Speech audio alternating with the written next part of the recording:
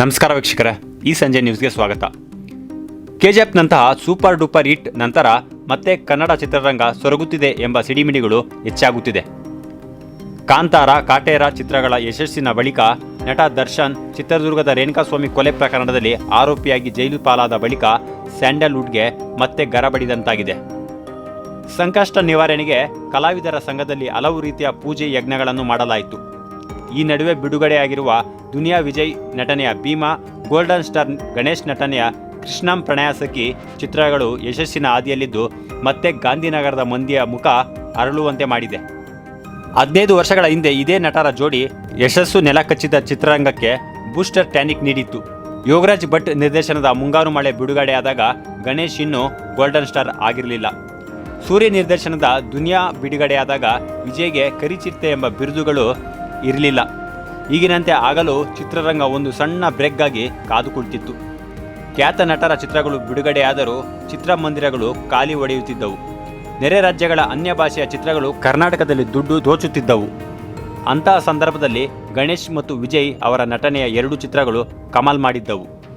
ಸಣ್ಣ ಪುಟ್ಟ ಪಾತ್ರಗಳಲ್ಲಿ ಕಾಣಿಸಿಕೊಂಡು ಚಿತ್ರರಂಗದ ನೇಪಥ್ಯದಲ್ಲೇ ಇದ್ದ ಇಬ್ಬರು ನಟರು ರಾತ್ರೋರಾತ್ರಿ ಸ್ಟಾರ್ಗಳಾದರು.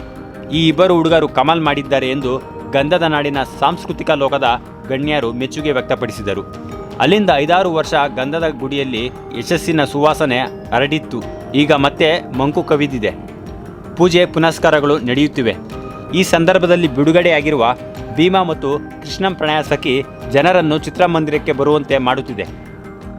ಕನ್ನಡ ಚಿತ್ರರಂಗದ ಬಗ್ಗೆ ನೆಗೆಟಿವ್ ಆಗಿ ಮಾತನಾಡುವವರಿಗೆ ಮತ್ತೊಬ್ಬ ನಟ ನೀನಾಸಂ ಸತೀಶ್ ಲೇಟಾಗಿ ಬುದ್ಧಿ ಹೇಳಿದ್ದಾರೆ. ಭರವಸೆ ಕಳೆದುಕೊಳ್ಳುವ ಅಗತ್ಯ ಇಲ್ಲ ಎಂದು ವಿಶ್ವಾಸ ವ್ಯಕ್ತಪಡಿಸಿದ್ದಾರೆ. ಅವರ ಮಾತುಗಳನ್ನು ಅವರದ್ದೇ ಭಾಷೆಯಲ್ಲಿ ಹೇಳುವುದಾದರೆ, ಬ್ಯಾಕ್ ಟು ಬ್ಯಾಕ್ ಕನ್ನಡ ಚಿತ್ರಗಳು ಗೆಲ್ಲುತ್ತಿರುವುದು ನೋಡಿದಾಗ ಒಳ್ಳೆ ಚಿತ್ರಗಳು ಬಂದಾಗ ಜನ ಚಿತ್ರಮಂದಿರಕ್ಕೆ ಬರಲ್ಲ ಅನ್ನುವುದು ಸುಳ್ಳು ಎಂದು ಮತ್ತೆ ಸಾಬೀತಾಗಿದೆ. ಒಳ್ಳೆಯ ಚಿತ್ರಗಳನ್ನು ಮಾಡುವುದು ನಮ್ಮ ಕರ್ತವ್ಯ. ಒಳ್ಳೆಯ ಚಿತ್ರಗಳು ಸೋತ ಉದಾಹರಣೆ ಕಡಿಮೆ.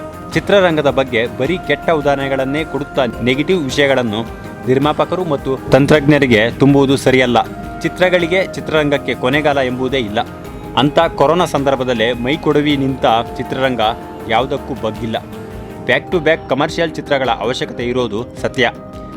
ಈಗ ಮತ್ತೆ ಪರ್ವಕಾಲ ಭೀಮಾ ಮತ್ತು ಕೃಷ್ಣಂ ಪ್ರಣಯ ಸಖಿ ಮೂಲಕ ಆರಂಭವಾಗಿದೆ.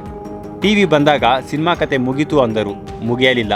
ಅಷ್ಟೇ ಯಾಕೆ, ಸೋಷಿಯಲ್ ಮೀಡಿಯಾ ಬಂದಾಗ, OTT ಬಂದಾಗ, ಈ ರೀತಿ 108 ಸಮಸ್ಯೆಗಳು ಬಂದಾಗಲೂ ಸಿನಿಮಾ ತೆರೆಮರೆಗೆ ಸರಿಯಲಿಲ್ಲ. ಸಿನಿಮಾ ನಮ್ಮ ಸಂಸ್ಕೃತಿ, ನಮ್ಮ ಹಬ್ಬ. ಮನೆ ಮನೆಯಲ್ಲೂ ಸಿನಿಮಾ ಕಾಯುವ ಪ್ರೇಕ್ಷಕರಿರುವವರೆಗೂ ಸಿನಿಮಾ ನಮ್ಮಿಂದ ಮರೆಯಾಗುವುದಿಲ್ಲ. ಡೋಂಟ್ ವರಿ, ಚಿತ್ರರಂಗ ಕಳೆ ಕೆಟ್ಟುತ್ತಿದೆ. ಸಕಾರಾತ್ಮಕವಾಗಿ 4 ಮಾತನಾಡುವ, ಬರೀ ನೆಗೆಟಿವ್ ಹಬ್ಬಿಸುವುದು ನಿಲ್ಲಿಸಿ. ಸ್ವಾತಂತ್ರ್ಯ ದಿನದ ಶುಭಾಶಯಗಳು ಎಂದು ನೀನಾಸಂ ಸತೀಶ್ ತಮ್ಮ ಸಾಮಾಜಿಕ ಜಾಲತಾಣದಲ್ಲಿ ಬರೆದುಕೊಂಡಿದ್ದಾರೆ. ಭೀಮಾ ಮತ್ತು ಕೃಷ್ಣಂ ಪ್ರಣಯ ಸಖಿ ಚಿತ್ರಗಳ ಯಶಸ್ವಿಯಾದ ಬೆನ್ನಲ್ಲೇ ಕನ್ನಡ ಚಿತ್ರರಂಗವು ಪಾಸಿಟಿವ್ ಮಾತುಗಳನ್ನು ಆಡುತ್ತಿದ್ದು, ಮುಂದೆ ಬರಲಿರುವ ಬಹು ನಿರೀಕ್ಷಿತ ಪ್ಯಾನ್ ವರ್ಲ್ಡ್ ಚಿತ್ರ ಎಂದೇ ಬಿಂಬಿತವಾಗಿರುವ AP ಅರ್ಜುನ್ ನಿರ್ದೇಶನದ ಧ್ರುವ ಸರ್ಜಾ ಅಭಿನಯದ ಮಾರ್ಟಿನ್ ಅಕ್ಟೋಬರ್ 11ಕ್ಕೆ ತೆರೆಗೆ ಬರಲು ಸಜ್ಜಾಗಿದೆ. ಆಗಸ್ಟ್ ಕೊನೆಯ ವಾರ 30ರಂದು ವಿನಯ್ ರಾಜ್ಕುಮಾರ್ ಅಭಿನಯದ ಪೆಪ್, ರಿಷಬ್ ಶೆಟ್ಟಿ ನಿರ್ಮಾಣ, ಪ್ರಮೋದ್ ಶೆಟ್ಟಿ ಅಭಿನಯದ ಲಾಫಿಂಗ್ ಬುದ್ಧ ತೆರೆ ಕಾಣಲಿದೆ. ಇಂಡಿಯನ್ ಡೈರೆಕ್ಟರ್ ಎಂದೇ ಖ್ಯಾತಿ ಪಡೆದಿರುವ ರಿಯಲ್ ಸ್ಟಾರ್ ಉಪೇಂದ್ರ ನಿರ್ದೇಶನ ಮತ್ತು ನಟನೆಯ ಬಹು ನಿರೀಕ್ಷಿತ UI ಚಿತ್ರ ಮೇಲೂ ಸಾಕಷ್ಟು ನಿರೀಕ್ಷೆಗಳಿವೆ. ಇದರ ಜೊತೆಗೆ ಸ್ಟಾರ್ ನಟರಾದ ಕಿಚ್ಚ ಸುದೀಪ್ ಅವರ Max, hat trick hero Shivaraj Kumar ಅವರ ಬೈರ್ತಿ ರಣಗಾಲ್, ನಾಗಶೇಖರ್ ನಿರ್ದೇಶನದ ಸಂಜು ವೆಟ್ಸ್ ಗೀತಾ 2 ಚಿತ್ರ ಇದೇ ವರ್ಷ ತೆರೆ ಕಾಣಲು ಸಜ್ಜಾಗುತ್ತಿದೆ. ನಿರ್ದೇಶಕ ಪ್ರೇಮ್ ಅವರ KD ಚಿತ್ರವು ಡಿಸೆಂಬರ್ನಲ್ಲಿ ಬಿಡುಗಡೆಯಾಗಲಿದ್ದು, ಇದರ ಜೊತೆ ಹೊಸ ಪ್ರತಿಭೆಗಳ ಸಿನಿಮಾಗಳು ಕನ್ನಡ ಚಿತ್ರರಂಗಕ್ಕೆ ಮತ್ತಷ್ಟು ಬೂಸ್ಟ್ ನೀಡುವ ಭರವಸೆಗಳು ಇವೆ.